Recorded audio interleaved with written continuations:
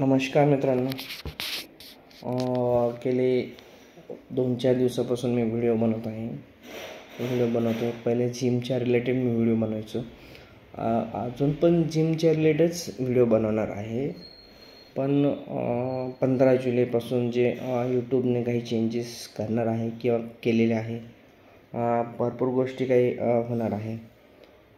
जसं की मी 2 दिवसापूर्वी एक व्हिडिओ टाकला होता जिमच्या रिलेटेड. जिममध्ये जसं वर्कआउट वगैरे करताना तर बरेच मी स्वतः शूट केलेला व्हिडिओ यूट्यूबने त्याला कॉपीराईट दिले.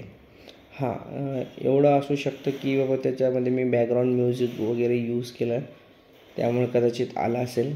त्याचा काही इश्यू नाही आहे. पण येणारे व्हिडिओज पण एडिट करू शकत नाही असा त्यांचा क्लेम आहे. दुसरी गोष्ट, तुम्ही बॅकग्राऊंड म्युझिक वगैरे टाकू शकत नाही असा पण क्लेम आहे. आणि तुमचे AI जनरेट जे व्हिडिओ असेल तर ते पण यूट्यूबला चालणार नाही. कारण आता सरळ जे व्हिडिओ असणार आहे ते ह्युमन टच म्हणजे काय, तुमचा फेस क्लिअर दिसला पाहिजे, तुमचा व्हॉईस क्लिअर दिसला पाहिजे. दुसरी गोष्ट, तुम्ही काय करताय, कशावर व्हिडिओ बनवताय हा महत्त्वाचा आहे. हा व्हिडिओ म्हणजे तुम्ही त्याला ह्युमन टच म्हणजे समोर तुमचा फेस दिसला पाहिजे, तुम्ही समोरासमोर 1 to 1 दिसले पाहिजे. तुम्हाला लिपसिंग वगैरे जमणार नाही. तुम्हाला स्वतःचाच व्हिडिओ बनावा लागणार आहे, स्वतःचा फेस दाखवा लागणार आहे.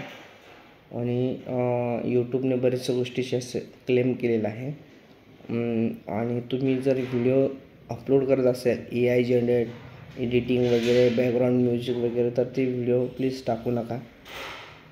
तर त्याला कॉपीराईट येते. मी पण टाकले होते, माझ्याला कॉपीराईट आलं, त्याच्यामुळे मी डिलीट केलं. आणि आता मी हा रिअल व्हॉईसमध्ये बनवत आहे. पण आता प्रश्न पडला आहे की जिममध्ये जर असं, मी परवा दिवशी एक व्हिडिओ टाकला होता जिममध्ये